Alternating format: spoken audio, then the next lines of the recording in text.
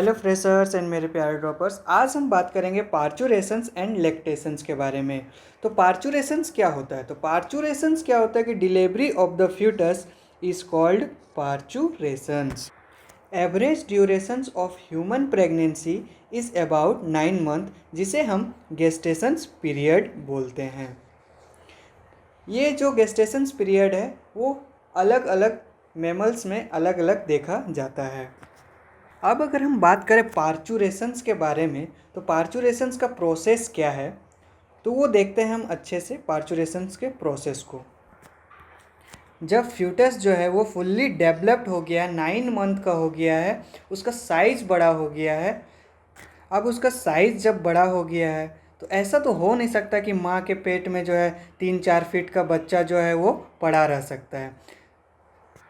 अब जब foetus 9 month का हो जाता है तो इससे जब ज़्यादा होने लगता है तो इसको फैलने के लिए जगह चाहिए। अब जब फैलने के लिए फ्यूटस को जगह नहीं मिल रही है तो ऐसे कंडीशंस में क्या होगा, स्ट्रेस जनरेट होगा। फ्यूटस में क्या होगा, स्ट्रेस जनरेट होगा। अब स्ट्रेस के वजह से जो फीटल का एड्रिनल ग्लैंड है, अब ग्लैंड व्लैंड सारा चीज़ जो है वो सब बन गया है। बच्चा जब डिलीवर्ड होने वाला ही है तो बच्चे का सारा चीज़ जो है प्रॉपर बन चुका है। तो फीटस का जो एड्रिनल ग्लैंड है, हम जानते हैं स्ट्रेस के कारण एड्रिनल ग्लैंड वर्क करता है। एड्रिनल ग्लैंड एक्टिव हो जाता है और एड्रिनल ग्लैंड जो है कोर्टिसोल्स रिलीज करता है। सब सोचते हैं कि माँ चाहती है कि बच्चा को डिलीवर्ड करे, बट ऐसा नहीं है। बच्चा भी खुद चाह रहा है कि वो बाहर आए, क्योंकि उसका साइज बढ़ गया है, फैलने के लिए उसको जगह नहीं मिल रहा है। वो तो माँ का पेट है ना, कोई घर नहीं है, सोफ़ा नहीं है जहाँ आराम से फैल के बैठ जाओ। वो माँ का पेट है। तो जब उसको फैलने के लिए जगह नहीं मिल रहा है तो फ्यूटस में जो है स्ट्रेस जनरेट होता है। स्ट्रेस की वजह से एड्रिनल ग्लैंड एक्टिव हो जाता है और वो कोर्टिसोल नाम का एक हार्मोन सिक्रीट करता है।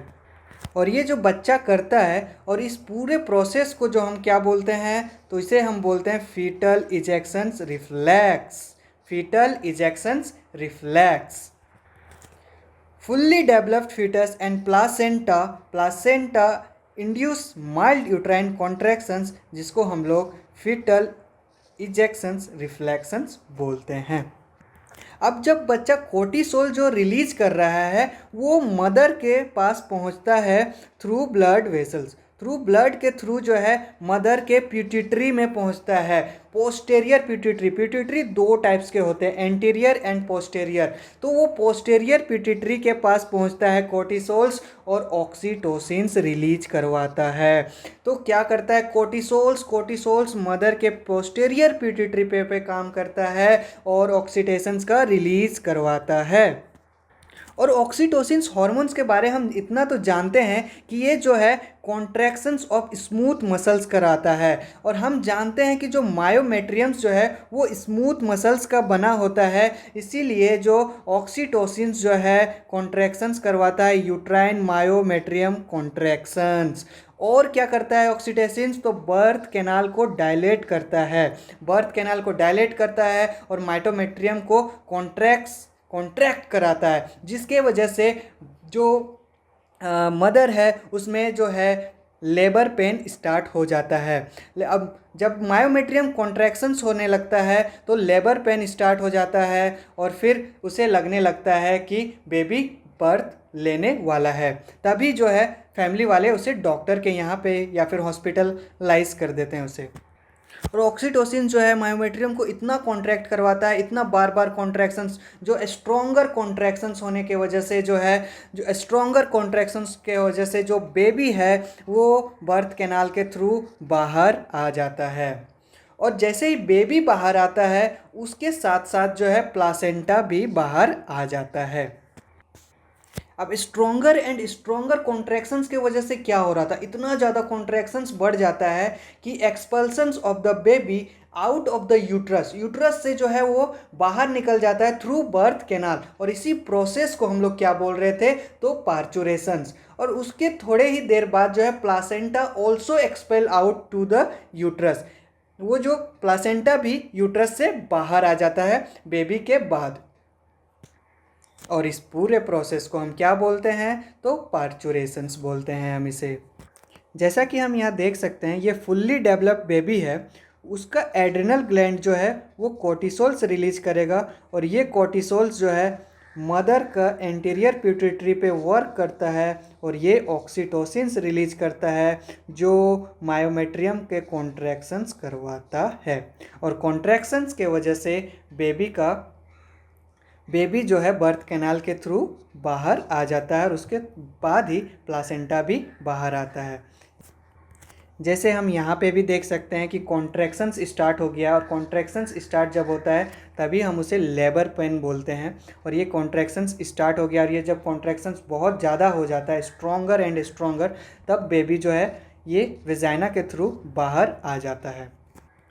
यहाँ पर भी हम देख सकते हैं कि इस जो बेबी की मम्मी है उसका जो है लेबर पेन स्टार्ट हो चुका है, लेबर पेन स्टार्ट हो क्योंकि इंडोमेट्रियम कॉन्ट्रैक्शंस स्टार्ट हो चुका है। यहाँ पे हमें वही देखने को मिल रहा है, और ये एक्सपल्सन स्टेज है, बेबी जो है वो एक्सपेल आउट होना स्टार्ट हो चुका है, और बेबी के बाद ये जो प्लासेंटा है ऑल्सो बाहर चला जाता है। अब हम बात करते हैं लैक्टेशंस के बारे में। लैक्टेशंस जो है वो स्टार्ट हो जाता है जब कोई भी फीमेल जो है वो प्रेग्नेंट होती है, तभी से लैक्टेशंस स्टार्ट हो जाता है। लैक्टेशंस मतलब होता है मिल्क का प्रोडक्शंस, मिल्क का फॉर्मेशंस। तो तभी से मेमरी ग्लैंड्स जो है, मेमरी ग्लैंड्स ऑफ फीमेल्स जो है डिफ्रेंशिएट करना स्टार्ट कर देती है, और मिल्क का प्रोडक्शंस स्टार्ट कर देती है। और जब एम्ब्रायनिक डेवलपमेंट होने के बाद, जब at the end of pregnancy milk का फॉर्मेशंस होने के बाद जो है मिल्क आउट आता है, उसे हम लैक्टेशंस कहते हैं, और उसी को हम लैक्टेटिंग मदर भी कहते हैं। Mammary glands starts producing milk towards the end of pregnancy, इस प्रोसेस को हम लैक्टेशंस बोलते हैं। Lactations help the mother in feeding new born.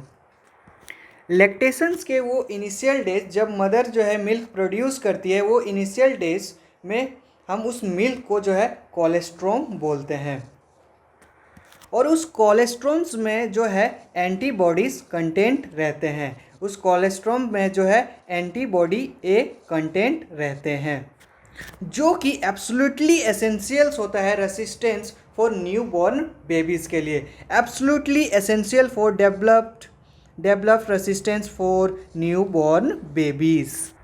पर आजकल देखा जाता है कि जो फीमेल्स होती हैं वो ज़्यादातर जो है बच्चे को दूध नहीं पिलाती है। बच्चे को दूध नहीं पिलाने के वजह से जो है उसमें एंटीबॉडीज़ नहीं आएगा, तो उससे बहुत सारे डिजीज़ का सामना करना पड़ सकता है न्यू बॉर्न बेबीज़ को। आजकल की फीमेल्स जो है खुद को मॉडल समझने के लिए, बॉडी मेंटेन्स करने के वजह से बेबीज़ को मिल्क फीड नहीं करवाती है, इस वजह से ऐसी चीज़ें को सामना करना पड़ सकता है। इसीलिए जो है डॉक्टर जो है रिकमेंड करता है, डॉक्टर जो है सलाह देता है कि ब्रेस्ट फीडिंग इनिशियल डेज में बहुत ज़रूरी है। मिनिमम 6 मंथ टू 1 ईयर कम से कम होना ही चाहिए breast feeding. Breast feeding during the initial period of growth recommended by doctor for growth and bringing up a healthy baby. तो लैक्टेशंस क्या था? लैक्टेशंस था मिल्क का प्रोडक्शंस करना, बेबी को मिल्क प्रोवाइड करना, ये लैक्टेशंस कहलाता है। इनिशियल डे ऑफ लैक्टेशंस उसको हम लोग कोलेस्ट्रॉम्स बोलते हैं। कोलेस्ट्रॉम्स में एंटीबॉडीज़ पाया जाता है जो बेबी के लिए बहुत ज़रूरी होता है ताकि वो डिजीज़ से लड़ सके, क्योंकि एंटीबॉडीज़ डायरेक्ट उसको मिलता है। इसीलिए ब्रेस्ट फीडिंग इनिशियल डेज में बहुत ज़रूरी है।